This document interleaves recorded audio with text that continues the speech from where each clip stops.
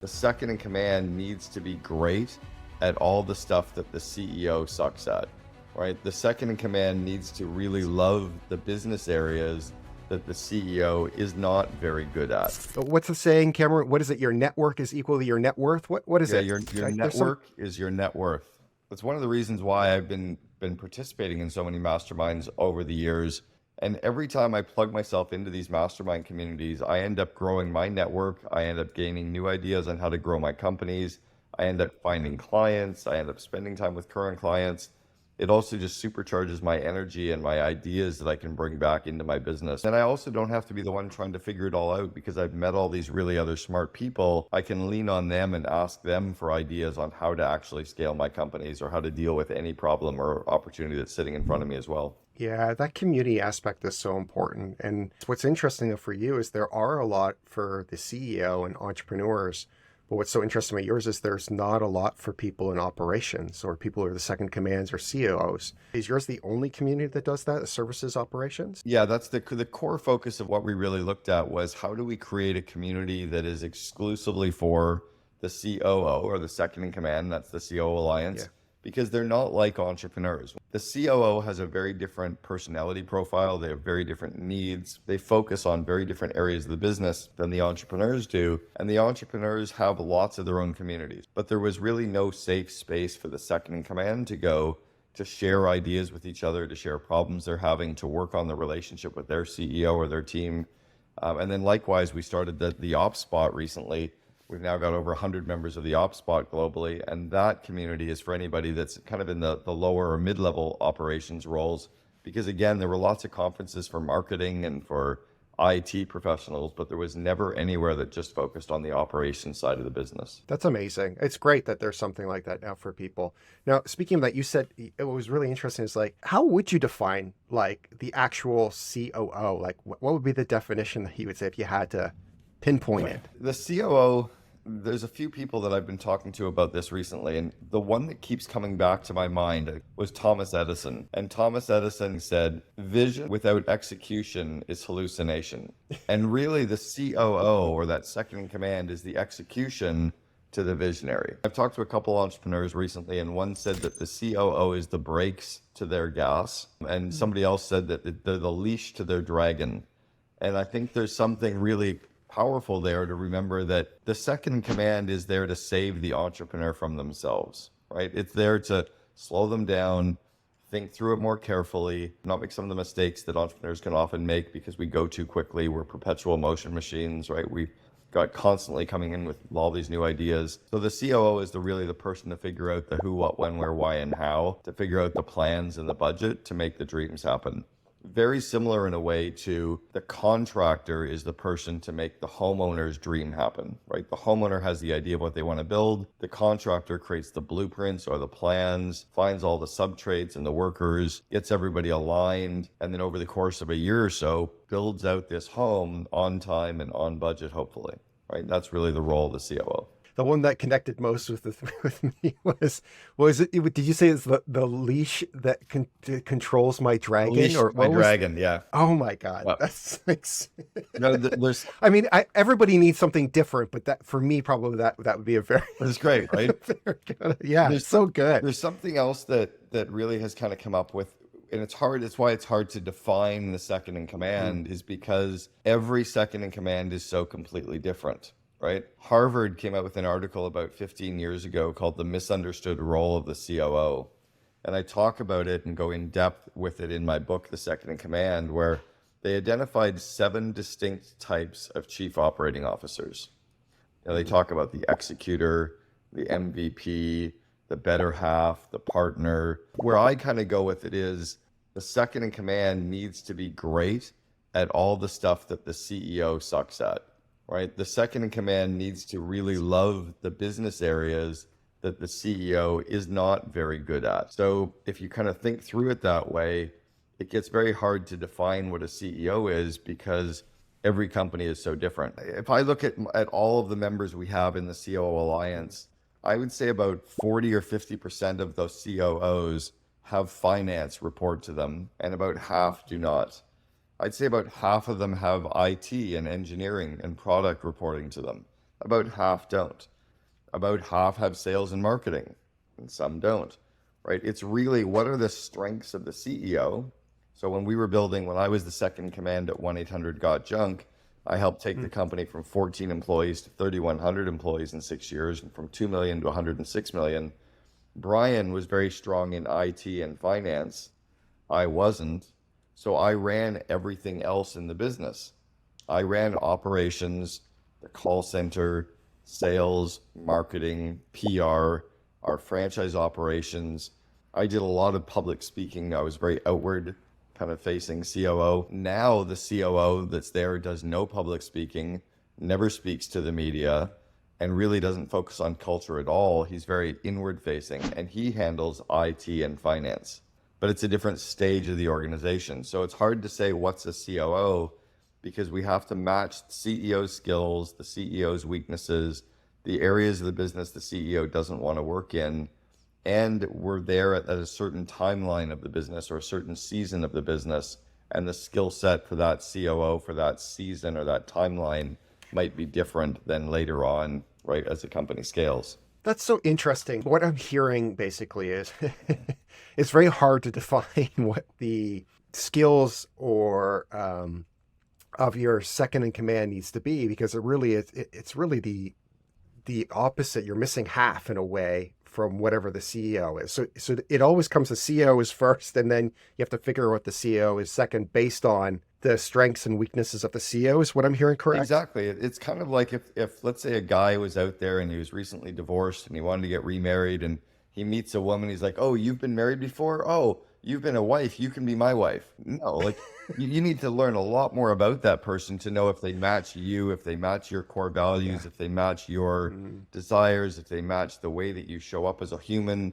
Like, do they match you? Do they fit, right? And that's by getting a deeper understanding of that person. You can't just get married to somebody because they've been a wife before. And very similar. So the starting point of really understanding how to go out and recruit a COO or a second in command is understanding yourself as the entrepreneur or the CEO first. That's very interesting. And so, have you ever seen situations where CEOs haven't done the due diligence of the work, where maybe they don't understand themselves well enough and they make a mishire? Is that really the first step that they should go through before hiring one? All the time. Yeah, I was just hired to do a speaking event to a group of entrepreneurs recently, and I was talking about that the scorecard that you need to hire a COO based on. And I put up an image of a scorecard, which are kind of the 5 core areas of responsibility this COO has. And someone in the audience was taking a picture. I'm like, stop. You don't need a picture of that scorecard. That's a scorecard for one company. Your scorecard will look very different. You just need to understand what one is. But the last thing you want to do is use somebody else's scorecard, right? Like as an example, Yeah. I love cooking. I wouldn't want a wife who doesn't want me in the kitchen cooking. Now, I don't necessarily like yard work or gardening. So it'd be kind of cool to have a spouse that likes to do yard work and gardening. Or I like certain kinds of food and certain kinds of travel. It would be nice to find a spouse that complements me in those areas. So it is really understanding your skills, your weaknesses. If I'm a CEO and I really love marketing, I'm really great at marketing, I don't want a second in command to come into my company who wants to run marketing, because I'm going to be upsetting them all the time because I'm going to be meddling in their area, right? I really want to hire a COO who doesn't want to touch marketing, and they're thrilled that I'm running it because they want to run the other areas of the business that are there within their purview. Yeah. And now it makes sense why, like on the cover of your book, the most recent one, the second in command, why you have the yin and the yang, right? I mean, that That's literally is what you're looking for. Yeah, that's exactly what you're looking for, is someone to balance you out on all of those areas, and also someone who can free you up, right? It's why they call in that article the misunderstood role of the COO. Or they talk about a couple of roles, or like the better half, or your other half, or your partner. It's very much a partnering kind of role. It is very much like marriage. Sometimes even you spend more time with that individual than you would in your own marriage, I would say, right? The hours that you actually put in.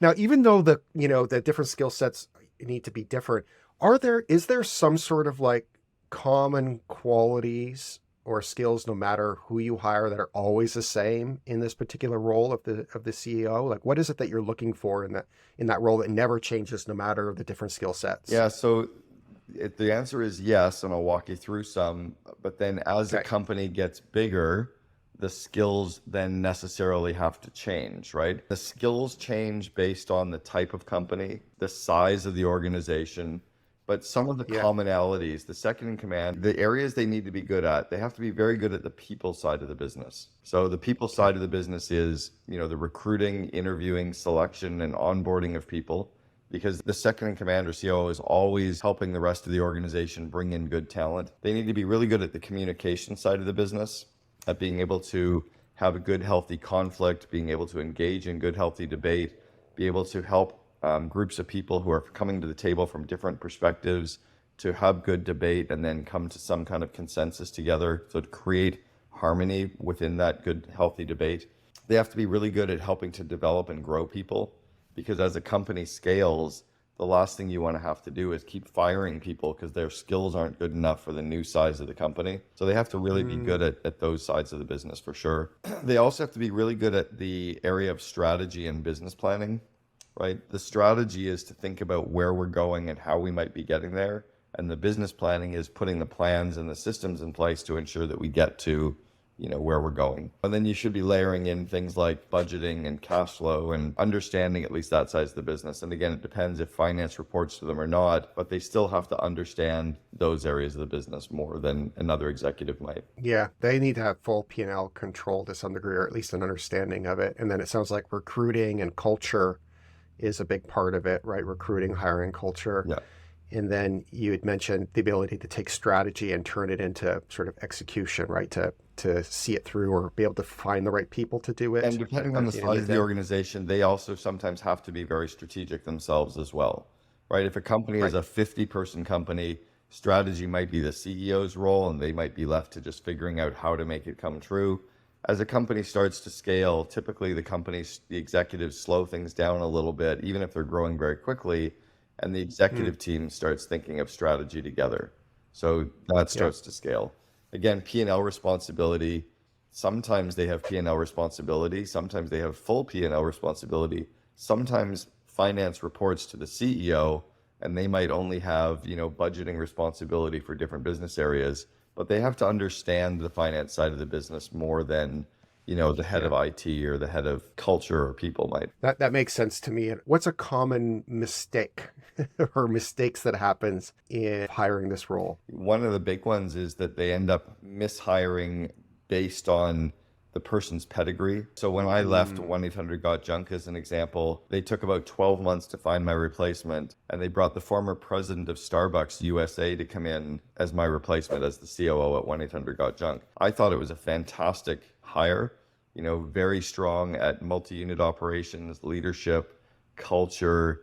Problem was the second in command was very corporate, did not embrace the entrepreneurial culture, didn't embrace franchises, and really didn't like any of the guerrilla marketing tactics, and believed that everything was from consultants. So that she was a mismatch in terms of the culture side of the business.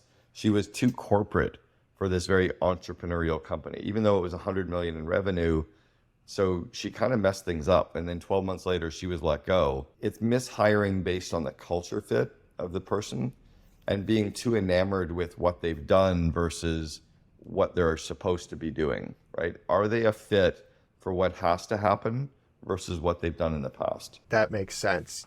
So you really have to not only understand, so there's two parts that I'm hearing correctly. It's like you really need to, before you find your second in command, if you're a CEO, you need to really understand yourself really well, but you also need to understand the culture of your company and how it operates, right? At the end of the day, to find the right fit, because if you don't, then it's a problem. And then I heard a third thing that was really interesting. You keep mentioning this about seasons, like time and seasons. So you could have the right person now, but it could be the wrong person later as the company grows, correct? Like a great example of this, again, going back, is 1-800-GOT-JUNK. I was the right COO to take them from the 2 million to 106 million, but I was the wrong one to take them from 100 million to the billion.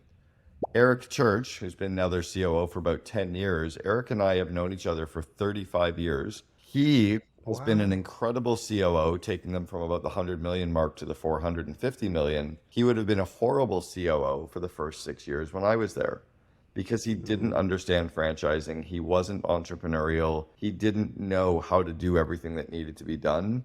We didn't have a team. I was employee number mm, 14. I had to build out and hire the whole team. There was no one to delegate to. He would have been really bad at that season and that entrepreneurial growth season, much like I would have been horrible in that more corporate, strategic, multi-business kind of environment that he's yeah. operating in. Yeah, that's interesting. So speaking of that, what's also interesting is what's a mistake maybe from your own experience of being like a CEO when you're new to the role and maybe like this is your first time being a COO? What is a very common mistake they make? Growing the team, like, is it growing the team? Like, what's a common mistake? The most common mistakes that I see are in the first 90 or 100 days that they join the organization, right? It's when they come into the organization and there's either an act of desperation by the CEO to bring them in to get some stuff fixed right away. Maybe they're replacing somebody, or that we've been trying to recruit and hire this person for 6 months. We just need them to start. You actually need them to start much slower than they can often start or you want them to start. So what I Yeah. try to do is say that for the first 90 days, we break it up into 3-month periods. In month one, the entire role of this new COO is to come into the organization and observe, to sit in on meetings, to meet with each of the executives one-on-one, to go for lunches or dinners with each of the executives, to meet with them over Zoom, to sit in on training sessions, to read manuals, to read Yeah. playbooks. And while they're meeting and talking to and observing and sitting in on listens calls and sitting in on sales calls and sitting in on customer calls, they have a notebook and they're scribbling down notes. They're literally taking as many notes as possible of things that they observe over the course of Yeah. that 30-day period. And they do nothing other than observe. In the second month, they list all the things that they want to change, all the areas that are broken, all the opportunities that they see, and they try to rank them in highest impact to lowest impact. And then they go back and stress test each of their observations. So it's like, oh, I think Mm, we should fire Bob. Well, now they're going to go back and they're going to talk to a bunch of people to really understand Bob. And they might all of a sudden realize, nope, I don't have to fire Bob. I just need to move Bob into a different seat and he'll excel. mm, Or yes, I do need to fire Bob, but not yet. So, or maybe this idea of this software we have to put in place after talking to everybody, they could actually build something or put in a free system, or maybe they could automate a process or optimize a process and they don't need that software that they were going to put in place. So they're stress testing or testing their hypotheses for each of the things they want to do in month two. In month three, what I suggest that they do is put in place any of the easy wins, any of the small projects that are going to be easy wins, any of the projects that don't require a bunch of people, time, or money, that will help the company get some kind of a result or an ROI easily. If they put those easy things in place, they're going to build the trust of the team. The people around them are going to say, wow, this person's smart. They waited, they thought through stuff. This is an easy project. Oh, it yielded results. And now they're gaining the trust of the team. They're gaining some of the, better communication with the team. And in the second quarter, they can start putting in place some of the bigger, hairier projects. that is absolutely amazing. And I highly recommend that if you haven't ordered Cameron's book yet, Second in Command, it goes into much more detail about this. And it's a perfect read for both the CEO as well as the CEO or anyone looking for their second in command. Like, order the book on Amazon. Like, if you live in North America like I do, it literally comes the same day. It's 100% worth a read. And it's jam-packed full of information, but you can read this in like one weekend. I read it like in one Saturday, just sitting in my backyard and just loved it and underlined it and dog-eared it. There's all kinds of amazing stuff in there. Cameron also has like a really good course as well too. I know like something that I learned from Cameron working with him over the years is I was always trying to fix things, and you don't need to fix everything, especially a lot of things around leadership in your team. Like I've always had trouble training middle managers and managers, but Cameron has this course. It's called Invest in Your Leaders. What is it, Cameron? It's like $1,000 or something, or it's not very much. $740 per. It's $740. Okay. Go sign up for the course and then just put your team through it. It's the best leverage you'll ever find in your life. is how long would it take someone to come up and with all that information? Like how long did it take you to learn that and put it in that way to train Oh, middle yeah, managers? I mean, to go through the course, it's only about 5 hours of watching the videos that I've recorded for everybody and going through the written information and the pre and post test. It's about 5 hours total, 5.5 hours total. It's taken me about 20 years to go through and Yeah. learn, work with mentors, read the books, go through classroom sessions on this content. Like, I'll give an example. One of the content areas called situational leadership. I've Mhm. probably spent 30 hours in classroom and working with coaches on this the situational leadership model. Well, I condense it in like a 30-minute module to really help the entrepreneurial companies and leaders kind of gain these skills. So yeah, it's a crash course in everything that's helped me, and it's not in my books. It's the content that I've really worked behind the scenes in coaching CEOs and COOs with all over the world. I just decided to codify it 2 years ago and put it in as a course. What have you found one of the best ways for COOs to improve systems and processes? One is to take a look at kind of mapping it out, to map out the system from start to finish, whatever that system might be. Let's say it's the onboarding of a new member into the COO Alliance. What are all the things that need to happen?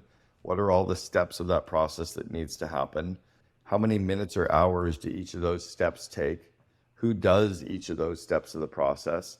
How can we optimize those steps? Or even before that is, can we stop any of those steps? Like the things that we do, can we just delete it, right? Can we add it to our stop doing list?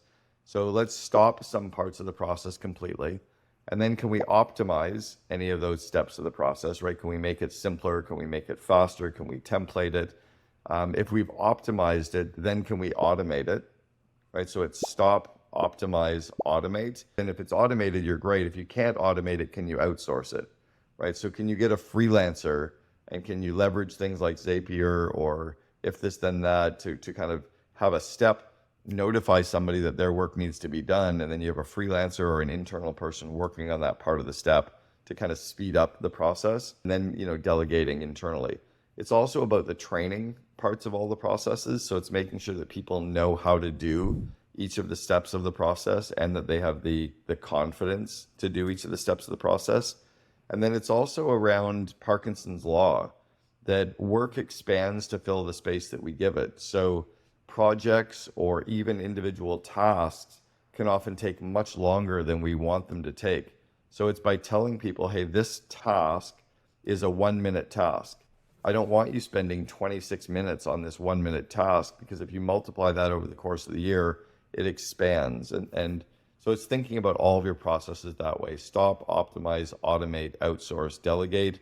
And then can we also train people on those functional areas and give them the skills and the confidence and then control the amount of time and money that each step of the process takes. That's the way my thoughts work around it. And then, yeah, if you're a company that has at least 5 million or greater, for sure you want to get your second in command to join the COO Alliance. So stay ahead of the curve as a COO. This next video is packed with great leadership lessons for you. It'll really help you as you continue in your growth.